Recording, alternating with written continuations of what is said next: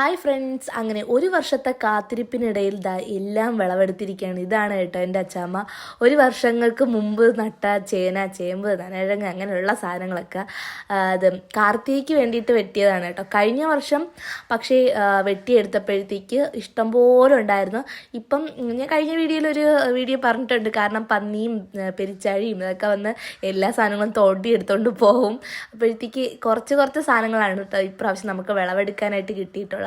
അച്ചാമ്മയ്ക്ക് കുഴിയെടുത്തതൊന്നും നടാൻ വയ്യ, കാല് വയ്യാത്തതുകൊണ്ട് അച്ചാമ്മ പുറത്തുനിന്ന് ഒരാളെ കൂലിക്ക് വിളിച്ചാണ് കേട്ടോ എല്ലാം കുഴിയടിപ്പിച്ച് നട്ടത്. പക്ഷേ ഇപ്രാവശ്യം അതിന് പോലും കൂലി കൊടുത്തതിൻ്റെ പൈസ പോലും തിരിച്ചു കിട്ടിയില്ല എന്നാണ് അച്ചാമ്മ പറയുന്നത്. ഇത് പിന്നെ നീലക്കാച്ചിലാണ് കേട്ടോ. ഇത് എനിക്കായിട്ട് സ്പെഷ്യലായിട്ട് ഇത് അച്ചാമ്മ ഒരു സ്ഥലത്ത് നട്ടിരുന്നതിന് എനിക്ക് എടുത്തു തന്നതാണ്. അത്ര മുറിച്ചെടുത്തത് എനിക്ക് വിൽക്കാനും ബാക്കി നടാനായിട്ട് അച്ചാമ്മ എടുത്ത് മാറ്റി വെച്ചേക്കുന്നത്. കഴിഞ്ഞ വർഷം നമ്മൾ കുറേ പുറത്ത് കൊടുത്തിട്ടുണ്ടായിരുന്നു കേട്ടോ. ഒരു 10,000 1,500 രൂപയ്ക്ക് നമുക്ക് പൈസ കിട്ടിയിട്ടുണ്ട്. ഇപ്രാവശ്യം പക്ഷേ പുറത്തു കൊടുക്കാനായിട്ടൊന്നും ഇല്ല കേട്ടോ, കുറവാണ് കേട്ടോ ഇപ്രാവശ്യം. ഇതെന്തൊരു സാധനമാണ് അച്ചാമ്മ? ഇത് ചേമ്പ്, ഇത് നീലക്കാച്ചിൽ, ഇരിക്കുന്നത് ചേന, ഇത് നനഴങ്ങ്. എനിക്കാണെങ്കിൽ ഈ കിഴങ്ങിൻ്റെയൊക്കെ പേര് അങ്ങോട്ടും ഇങ്ങോട്ടും മാറിപ്പോകും കേട്ടോ. ഇത് ഏതൊക്കെയാണെന്ന് എനിക്ക് തന്നെ തിരിച്ചറിയാൻ പറ്റത്തില്ല. അതുകൊണ്ടാണ് ഞാൻ തന്നെ അച്ചാമ്മ എടുത്ത് കറക്റ്റായിട്ട് ചോദിക്കുന്നത്. പിന്നെ നീലക്കാച്ചിൽ എനിക്കറിയാം കേട്ടോ, കാരണം നീല കളറിലാണ് ഇരിക്കുന്നതുകൊണ്ട് അതറിയാം. പിന്നെ അച്ചാമ്മ പറയാം നനകിഴങ്ങിൻ്റെ കാര്യങ്ങളാണ് ഈ പറയുന്നത്. കുറച്ചൊക്കെ ഇപ്പം മഴ ഉള്ള ഒരു സമയമായതുകൊണ്ട് തന്നെ കുറച്ചൊക്കെ വെള്ളം വീണിട്ട് കുറച്ചൊക്കെ അഴുകിപ്പോവുകയൊക്കെ ചെയ്തിട്ടുണ്ടായിരുന്നു കേട്ടോ.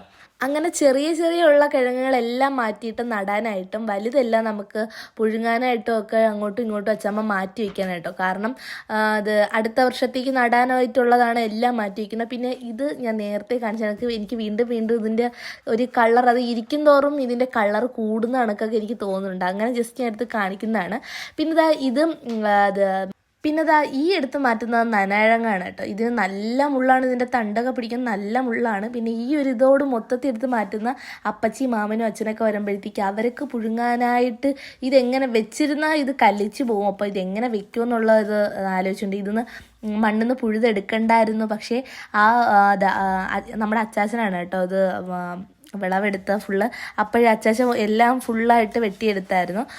അത് ആ സമയത്ത് ഓർത്തില്ല, പിന്നെ നമ്മൾ ഓർത്തത് അപ്പച്ചിക്ക് മാമനൊക്കെ വെച്ചേക്കണ കാര്യം. അപ്പോൾ അമ്മ പറയുന്നത് ഇത് മണ്ണിനകത്തിട്ട് തിരിച്ചതുപോലെ വെച്ചിരുന്ന ഇരിക്കത്തില്ലേ എന്നൊക്കെ ഇങ്ങനെ അച്ചാമ്മയോട് ചോദിക്കുന്നുണ്ട്. അങ്ങനെ വെക്കാമെന്നുള്ളൊരു പ്ലാനിലിരിക്കുകയാണ്. പക്ഷേ അതങ്ങനെ വെച്ചാൽ പൊടിച്ചു പോകത്തില്ലേ എന്ന്, പൊടിച്ചു കഴിഞ്ഞാൽ അത് വീണ്ടും ഭയങ്കരമായിട്ട് കല്ലിക്കും. ഇതെന്തോ ചെയ്യണം എന്നുള്ളൊരു ചെറിയൊരു കൺഫ്യൂഷനിലാണ്. പിന്നെ അത് അച്ചാമ്മയുടെ വീട്ടിൽ കൊടുത്ത്, എൻ്റെ വേറെ അച്ചാമ്മയുടെ വീട്ടിൽ കൊടുത്ത് വിടാനായിട്ടുള്ളതെല്ലാം അനിയൻ്റെ കൊടുത്ത് വിടുന്നുണ്ട്.